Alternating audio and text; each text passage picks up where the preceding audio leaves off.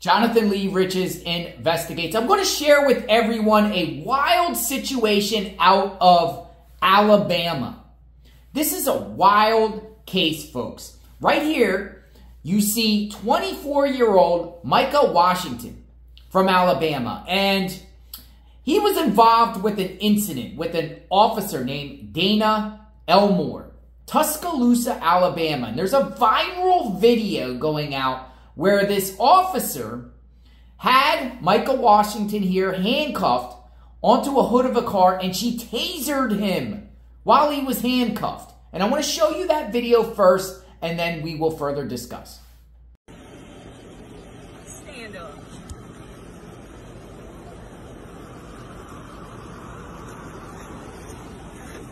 Right there on the front of the car. Stay straight. I ain't doing shit, but I got gun right there. I'm not doing that. Oh, yeah. I'm saying, what you saying? Oh, yeah, for? I'm not. Oh, my God. Okay. Down. Oh, my fault. Oh, my God.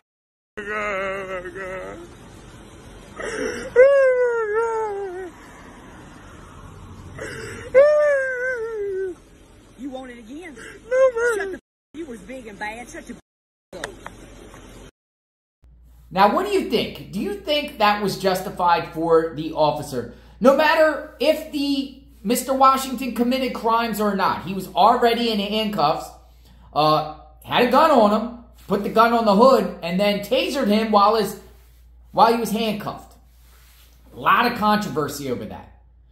Now, Mr. Washington actually gave an interview with ABC, and I want to play this interview. This is fair use. I want to play this interview, and, he wants justice. He wants justice. Check this out. So, first of all, just how are you doing today? I'm doing fine. I'm just, trying to process everything. I'm doing fine at the most. So. And so are you aware that this has gone national, this video? Yes, man. Like, I've been trying to actually just stay out of social media because, I don't like seeing the video. Like, it just do something to me. I just can't watch it. Like, me personally. Like, I can watch it, but, with the sound on, no, I can't do it. So, take me back through what you remember. I mean, from what your attorney said, you were just simply out changing a tire near your home? Yes, man. I was near my aunt's. I was going to pick up my little brother because I always go get him, every other weekend or whatever. So, but I had a baby shower, the next day, so I told him I was going to come get him. So, when I finally made it down there, Gordo area coming into a reform, my tire had a real bad blowout. So I was trying to call my aunt, but I couldn't get in touch with her, so I tried to get the car closest I could to her. So once I got there, I parked and I walked to her house or whatever. I left the car, went and got some tools, told her that I needed a ride to go get a tire or whatever. So, and then me, my brother, and my co-defendant walked back to the car. So once we got back to the car, I was on the ground changing the tire when the police officer pulled up. So when she pulled up, she was basically what you guys doing? We told her we're changing the tire. She get out, she check out the tire or whatever. Then she she asked for our IDs. So me personally, I was like, if this not a traffic stop, so why you need an ID? So, but I still gave it to her trying to be in compliance. So I gave her my ID, and I'm still asking the same question, what's the purpose of you needing IDs?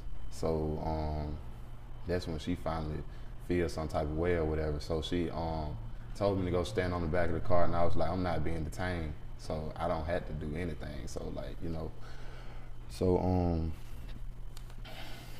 basically it's so once I told her that or whatever, she said, well, now you are. She grabbed me. I put my hands up or whatever. So cause I was standing between the back door and the driver door, and I was trying to grab my phone so I could turn my camera on and record her. So once I finally got my camera on, then she tased me the first time. And she put her foot in my back on the ground. So you fell down after being tased? Yes, ma'am. I dropped my phone and stuff. Yes, ma'am. So she had me face down in the road first, so I put my hands behind my back so she could start tasing me or whatever. So once she finally get me in the handcuffs, she get me up off the ground. Well, before that, that's when I told my friend, go get my aunt. So he took off running, once she first started tasing me, and my brother still was standing there. So My brother video started like once she got me off the ground into handcuffs. So when she get me onto the car or whatever, I let her know like I got a gun on me.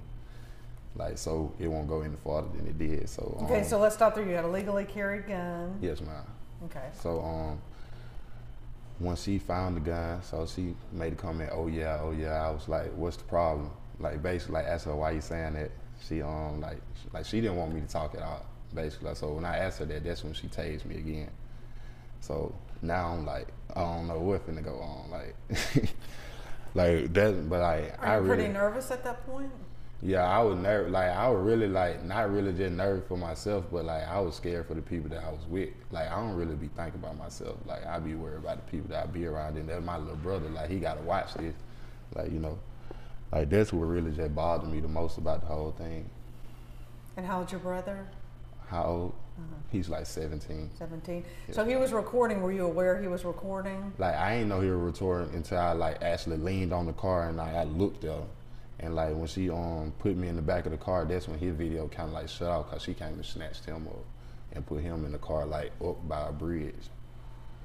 So most people have never been tased. Pretty painful. Yeah, for real. Then it was raining outside. Like it was raining. It had a pretty good drizzle going on outside. And so at what point did you find out they were charging you with trafficking fentanyl? I didn't know I was getting charged with trafficking fentanyl until I actually went to court the next day because they wouldn't let me make no phone calls or nothing at all. When I first got to the jail, they just told them we gonna book them on no bond and don't put any charges on them until we come back and tell y'all what to actually put. But they was trying to say they was holding me on the theft of property to get me to the jail. But I never been arrested in Pickens County other than, well, I wasn't arrested then, but the only thing that ever happened to me in Pickens County was a speeding over 25. And I was stopped by a state trooper then. That was like 2021. Gotcha. And so they had searched your pockets. As your attorney said, there was no baggies, there was no substance. So was this fentanyl charge just made up? Yeah, it had to be because I didn't have any drugs on me at all. The only thing I had in my pocket was my gun and my phone. Gotcha. So where do you go from here? Like, I really don't know. I just really want to I just want justice, honestly. Like, I want her to get what's really coming to her, like, on the legal side. Like, yeah. So had you ever had any bad interactions with Reform or Pickens County? Any problems with law enforcement? Like, that was my first time ever, because I'm actually from the Pickens County area. Like, I usually be down there a lot. Yes, ma'am. So, Gotcha. I never really had no bad blood that way. At all? So, and how are you feeling mentally, physically? I mean, like, I'm okay, but like when I'm alone, like I sit and think about it. Cause I mean, like, I try to act okay around the people I'm around, but like at the same time, like I'm really not just okay for real. Cause like it really is traumatizing for real. Like I don't even know how to feel about the police no more, for real. And so you didn't have any ill will towards police or anything? No reason I to? actually had like friends in law enforcement and stuff like that. Has anyone apologized to you? No, ma'am. Do you think you deserve one? Yeah, I think I do. I would love an apology. So do you think this was racially motivated? I think it was like just abuse of authority, if anything. But like, yeah, that could play a part too. And so, you know, when people watch the video, oh, he should have complied, he should have done more to work with the police. Do you feel you pretty much did everything within your rights and everything? Yes, ma'am, because I was still kind of like, I was still respectful like through the whole video other than being tased. Like I was still yes, ma'am, no, ma'am, all that. Like, yeah. And when you watch it back and hear her voice, that's a lot of something that people have really zeroed in on, to say that it sounded like she was enjoying what she was doing to you. Yeah, that would have seemed like to me. Like she was getting a thrill out of it because like when she got me into the back of the police car and my brother video went out, she was like, she was basically like, yeah, your bitch ass ain't so tough now. Like she was like, we gonna enjoy watching this video. Yeah, like she said, we gonna enjoy going back watching this video. From what you could tell, did she have a body cam on? Was there a dash cam or anything? Oh no, when I got into her car, it wasn't nothing plugged up. Like it wasn't even a computer in there, a camera, nothing. Like it was just wires. And I don't really think she had a badge cam on either. Now, your attorney said that he has, since this has happened, heard from other people saying they had a bad incident with this particular officer. Are you hearing anything like that in the community? I done heard like of a couple incidents like where they had a guy dead in the back seat after he's been tased in the heart, like things like that. But like, yeah, they said like she had a couple complaints like to move departments a couple times. So when you think back on it, do you realize this could have escalated even further? Yeah, I think like if it really wasn't a phone out there, I think it would have went farther. I feel like it could have went farther. Like my main concern was her like doing something to my brother when she had me detained.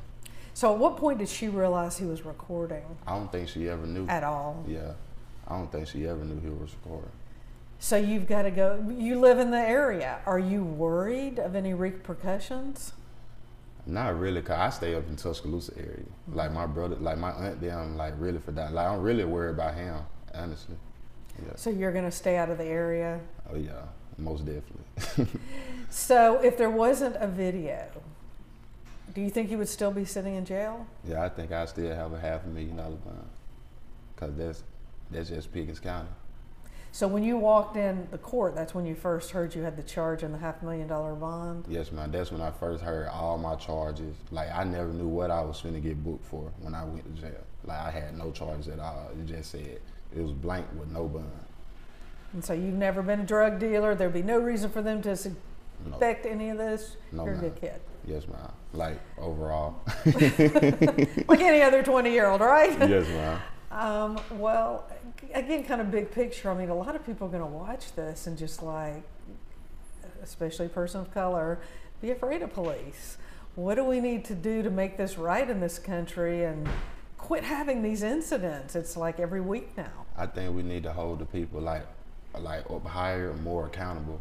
Like, so they were like, I feel like we should hold them more accountable for their actions.